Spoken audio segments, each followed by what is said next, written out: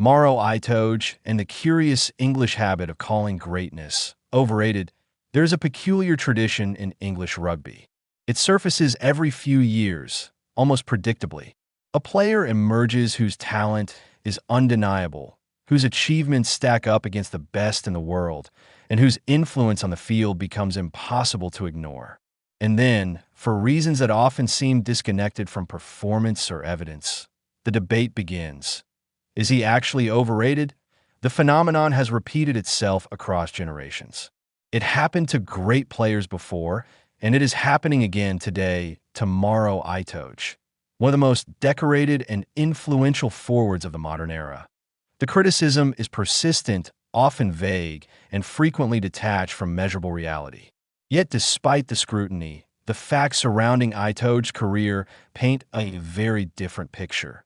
One of extraordinary success, relentless consistency, and remarkable leadership. The pattern.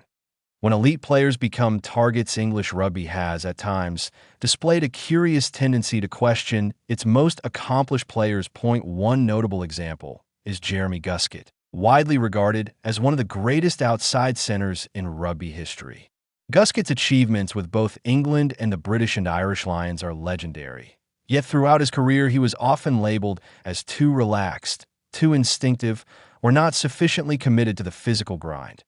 Despite producing decisive moments in some of rugby's biggest matches, including Lion Series victories and iconic international tries, Guskett spent years hearing doubts about his approach and attitude. That a similar dynamic played out in the career of Luther Burrell. Burrell earned 15 caps for England and scored 6 international tries, including a memorable hat-trick during a Six Nations campaign.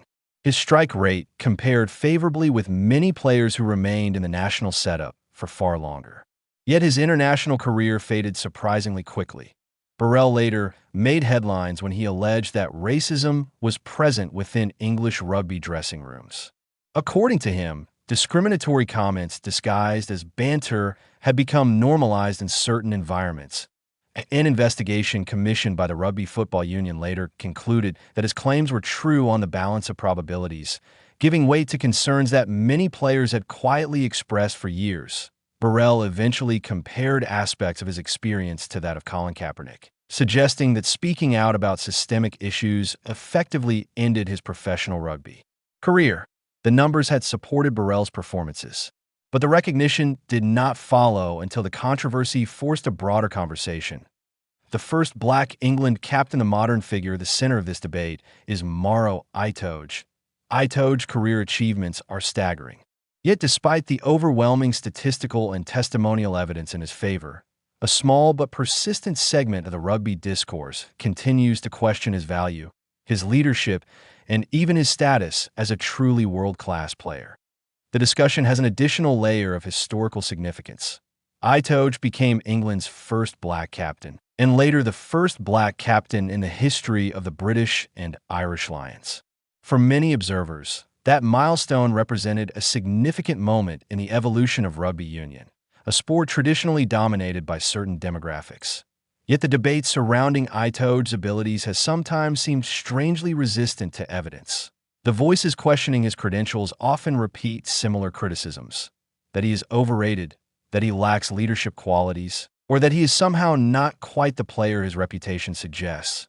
When those arguments are compared with the available data, however, the discrepancy becomes difficult to ignore. From Camden to rugby stardom to understand Itoje's rise, it helps to begin with his origins. Maro Itoje was born in Camden, London, in 1994 to Nigerian parents, F. and Florence. Rugby was not part of his early childhood. He only began playing the sport at the age of 11. His rapid development was remarkable. By 17, Itoje had joined the academy system at Saracens, one of England's most successful professional clubs. Just 1 year later, at 18, he made his senior debut for the team. From there, his progression accelerated dramatically. By the age of 21, Itoje had already been selected for the England national squad under then-head coach Eddie Jones. By 22, he had accumulated a collection of honors that many players spend entire careers chasing. He had helped England win a Grand Slam in the Six Nations, received the World Rugby Breakthrough Player of the Year award, and been named European Player of the Year.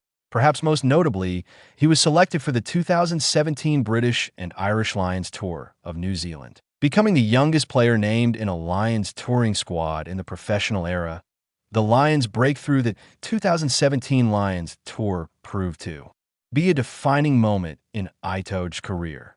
Facing the formidable New Zealand National Rugby Union team on home soil, Itoje delivered performances that established him as one of the world's elite forwards. Across the 4 tests of the series, he was widely regarded as the outstanding forward on either side.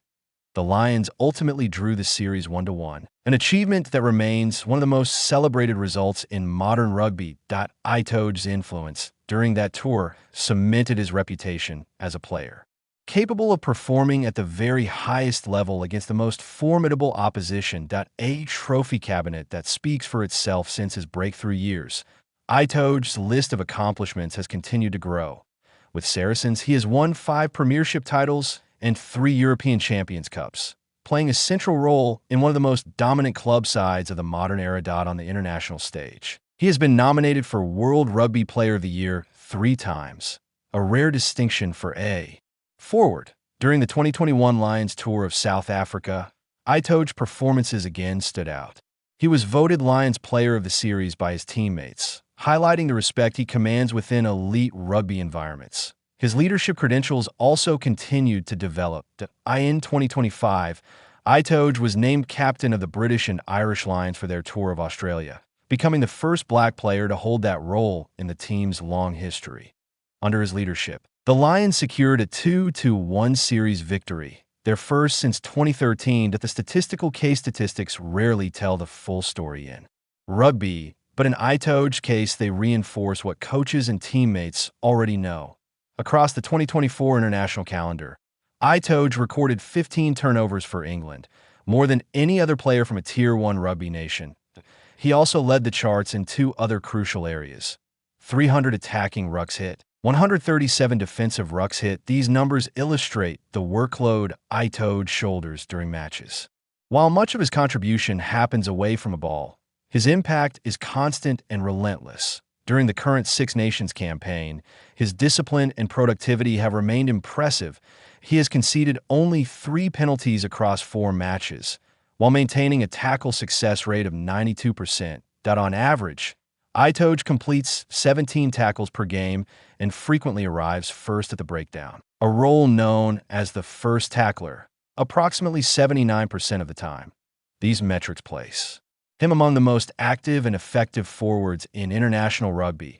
The engine of England's scrum. Another area where Itoje's influence is undeniable is the scrum. England's scrum has remained one of the few consistently dominant aspects of their play in recent seasons. The second row engine that drives that dominance often comes from Itoje. Loose head and tight head props benefit from his timing, body positioning, and relentless power during engagements. Personal loss and professional commitment. In 2026, Itoje reached another significant milestone when he earned his 100th England cap, becoming only the 9th player in history to achieve that feat. The moment carried personal significance. His mother, Florence, had passed away before the milestone match. Reflecting on the occasion, Itoje acknowledged the emotional weight of the moment. The captaincy debate. One of the criticisms occasionally directed toward Itoje concerns his suitability for leadership roles. Itoje disagreed with the assessment. The evidence since then has largely supported his perspective. He captained England's under-20 team to a world championship title at 19, later led Saracens during key periods of success, and eventually captained both England and the British and Irish Lions. Those roles are not handed out lightly in professional rugby. They reflect trust from coaches, administrators, and teammates who witness a player's leadership qualities daily.